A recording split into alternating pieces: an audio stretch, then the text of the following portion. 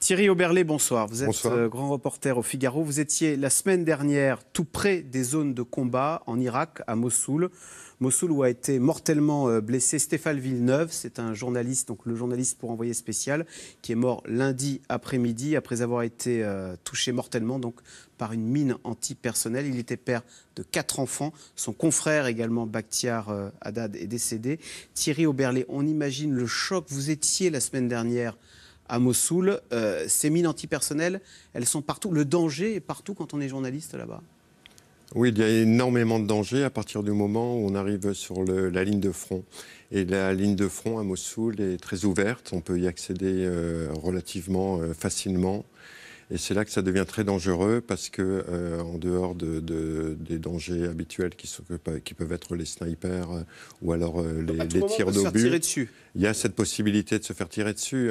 Mais il y a aussi le problème des mines qui a été celui qu'a rencontré l'équipe d'envoyé spécial ainsi que l'envoyé spécial du Figaro qui était avec eux et leur fixeur. Et ces mines sont disséminées un peu partout.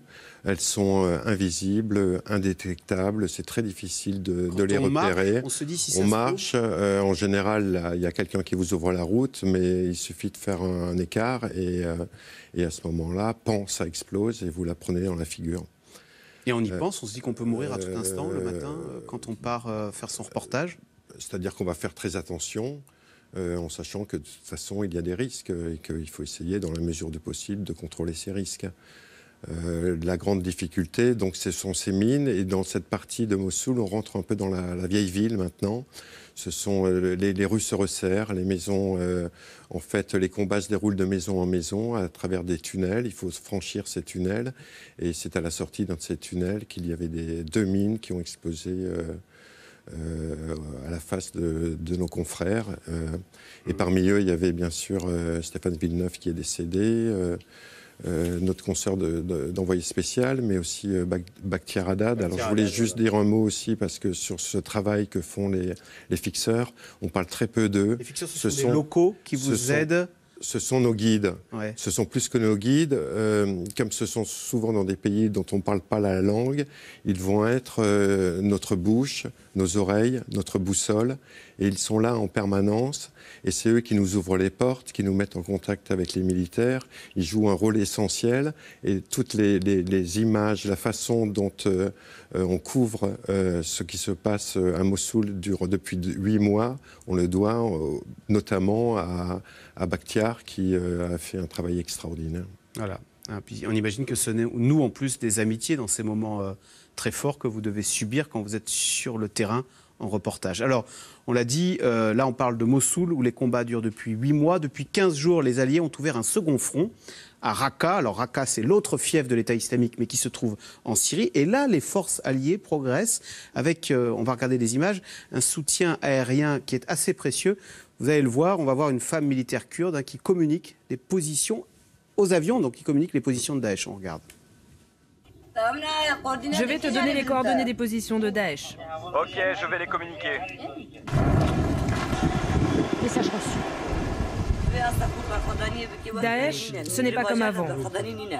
Ils ne résistent pas beaucoup. Ils sont affaiblis. Il y en a qui fuient, d'autres qui se rendent. Nous avons un moral très fort. Quelle ironie quand même de voir des femmes combattantes. C'est une humiliation totale, on imagine, pour Daesh, qui veut cloîtrer les femmes. Là, elles sont au fusil, en train de leur foutre une raclée.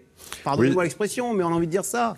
Oui, je pense qu'au début, ils ont dû être très surpris de voir ces femmes déferler, parce que c'est pas monté pour les médias. Il y a effectivement beaucoup de femmes parmi les combattantes kurdes, et elles jouent un rôle très important dans les combats. Alors, elle disait, c'était un officier, un commandant, elle disait que les djihadistes reculés à Raqqa, à Mossoul, en revanche, ils sont...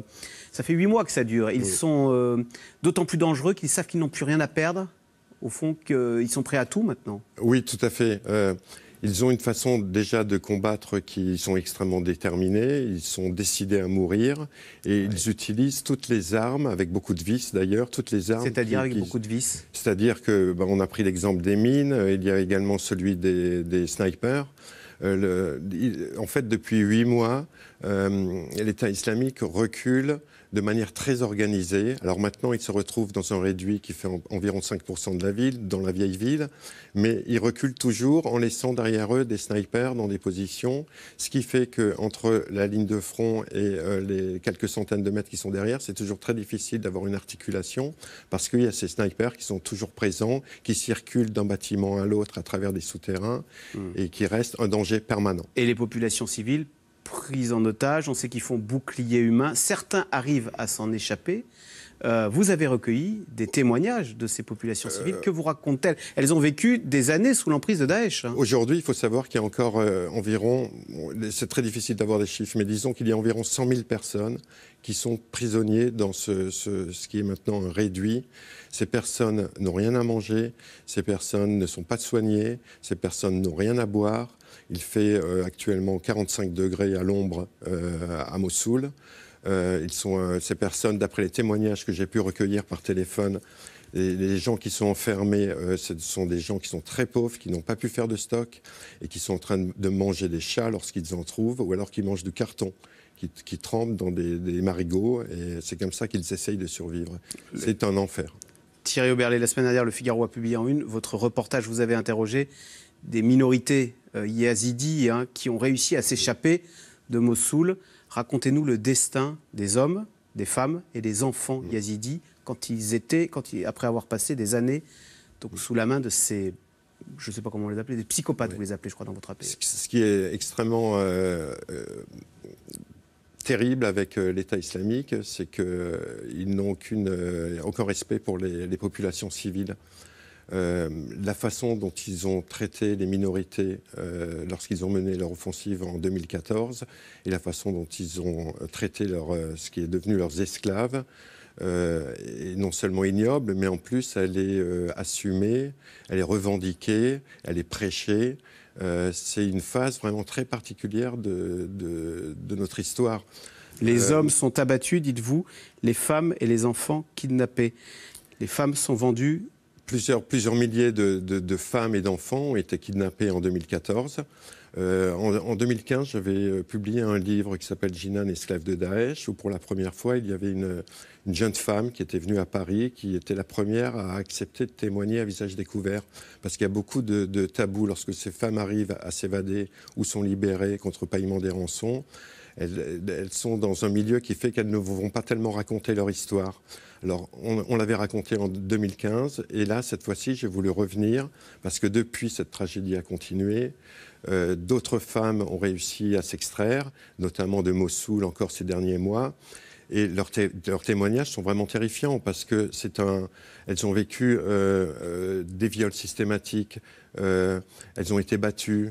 Devant leurs enfants. Devant leurs enfants. Parce qu'elles sont vendues femmes avec leurs enfants. Alors, ce qui est terrible, c'est qu'elles sont vendues avec leurs enfants. Et ces enfants, les enfants, eux aussi, sont abusés.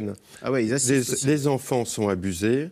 Et dans de nombreux cas, les enfants sont battus par les enfants des djihadistes. Oh là là. Ah oui, c'est en famille que les psychopathes martyrisent les familles de yazidis. Oui.